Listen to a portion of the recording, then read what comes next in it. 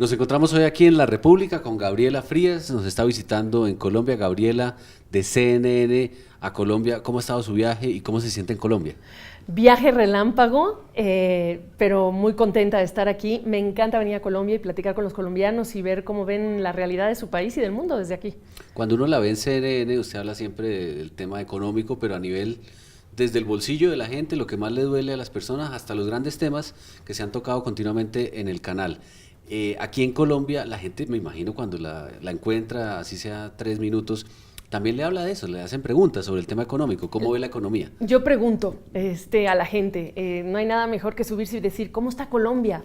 O ¿cómo está México? Y hacer entrevistas, uno no deja de trabajar. A los taxistas, por ejemplo. A los taxistas, es la mejor conversación. Y son muy honestos, entonces para tomarle el pulso a veces a un país hay que hablar con la gente. Y bueno, hay preocupación, pero hay quienes te dicen, está bien, pero no está tan mal. Pero no está tan mal, pero está bien. Entonces hay que hacer hay que conversar con varios taxistas y con varias personas, incluso al hotel al que llego también hago la misma pregunta, ¿no? Y hay una preocupación de menor crecimiento, y tú sabes muy bien que sin crecimiento no hay muchas otras cosas. Por supuesto, ha venido varias veces a Colombia a lo largo de su carrera periodística y se ha encontrado con diferentes mandatarios, diferentes políticos y sobre todo interlocutores económicos. El actual es el ministro Cárdenas. ¿Qué tal le va con Cárdenas? Yo lo conocí cuando él estaba como analista en Washington, antes de que se volviera ministro, y le habíamos dicho que era una gran pérdida para la comunidad periodística porque él explica muy bien las cosas. Tanto que incluso creo que lo trajo a la práctica cuando salió una de las reformas tributarias, que recordarás perfectamente que hasta el presidente la salió a dar muy didácticamente en televisión. Lo que yo creo, y es que a todos los países que son productores de materias primas les está pasando, pues es este reality check, ¿no? Y creo que el caso de Colombia no es la excepción. Mi propio país, que es México, está bajo esa misma realidad, ¿no? Ahora. Y es interesante ver cuáles van a ser las estrategias para que Colombia pueda regresar a estos crecimientos que tuvo por lo menos en la última década de más de 4%, ¿no? Que eso es lo importante. Pero los desafíos micro yo creo que es en lo que hay que enfocarnos y en lo que yo creo que los ciudadanos quieren que todos nos enfoquemos. Colombia está bajo la lupa tanto de la OCDE, porque queremos entrar allí al Club de las Buenas Prácticas, y esta semana también el Fondo Monetario Internacional le dio una señal al país de que vuelve a necesitarse reforma tributaria y estamos como en una etapa donde hay mucho cambio, pero uno siente que los empresarios también se quejan mucho de que haya tantos cambios a nivel jurídico porque la gente como que busca algo de estabilidad. ¿Cómo lo ven ustedes desde afuera? Pensando que Colombia no es el único caso y que hay dos factores externos que son muy importantes, la normalización de la política monetaria por un lado y la caída en los precios de las materias primas y por lo tanto menores ingresos. Desde que empezó el año era obvio que iba a ser necesario revisar las cuentas.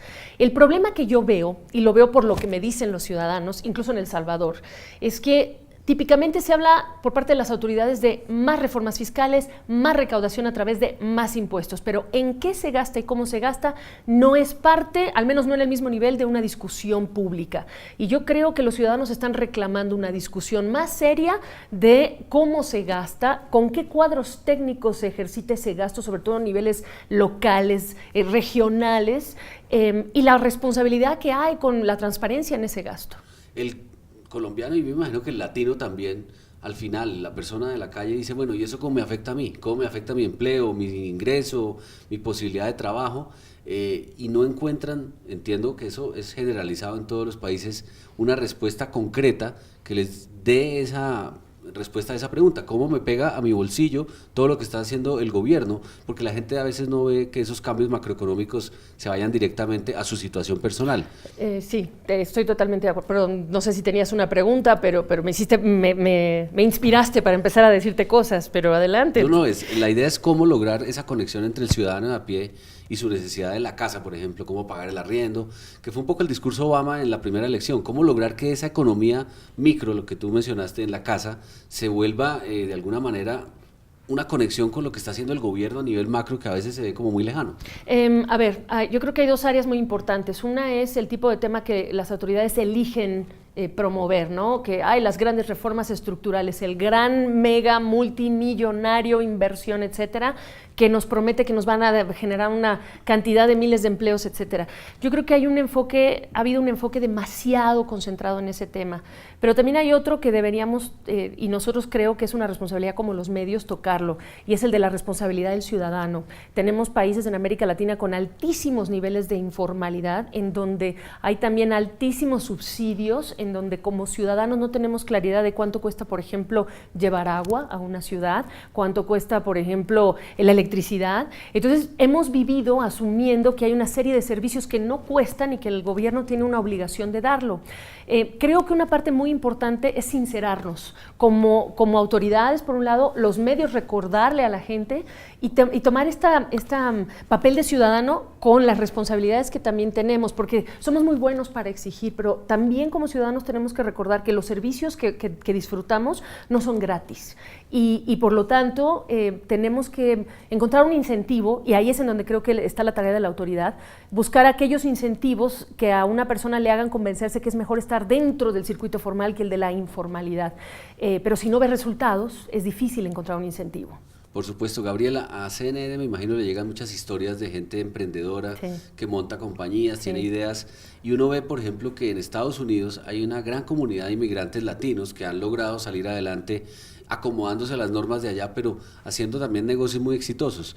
¿Cómo ayudar un poco con esas historias a los emprendedores de los que se quedan acá, que no salen de su país de origen y quieren, por ejemplo, exportar o quieren tener negocios con otros continentes? Porque hay poca cultura del emprendedor y les ha tocado casi que a las malas, ¿no? A las patadas montar sus empresas, a veces los expulsan de los empleos y les toca forzadamente crearlos, las compañías nuevas, pero hay gente muy exitosa allí que logra salir adelante. Yo creo que de varias maneras. Primero, antes de que llegara este maremoto de información con las redes sociales, creo que era muy importante decirle a la gente en dónde está la información. En América Latina, desafortunadamente, y contrasto con Estados Unidos, como periodista de negocios es más fácil y hay más acceso a información que es útil. A veces en América Latina o no está la información disponible o tiene un costo, o hay que pasar un proceso burocrático para recibirla. Esa es la primera. Es decir, tener un criterio más pragmático para difundir ese tipo de cosas. Segundo, como medios, dar el ejemplo. ¿En dónde están los ejemplos de los empresarios? Tercero, dentro de esas historias, incorporar lo que ya está ocurriendo en el mundo, y es una revolución de las tecnologías. Entonces, hablar ya no del empresario que es petrolero o del empresario, o sea, hay que reconocer esos éxitos, pero vamos hacia una economía más de valor agregado y de conocimiento. Bueno, ¿quiénes son y cómo lo están haciendo? Pero lo más importante, diría yo, es preguntarnos cuánto está el ecosistema y cuánto estamos o facilitando o encareciendo y dificultando en nuestros propios países, con contrastes y esas historias de contrastes, el ambiente emprendedor. Por supuesto, Gabriela. Y por último, la invita al Diario de la República, la sección de los foros aquí a Bogotá, a hablar con temas también económicos. Cuéntenos un poco de qué se trata esta visita a Colombia y cuáles son los tipos de discursos que usted viene a darnos.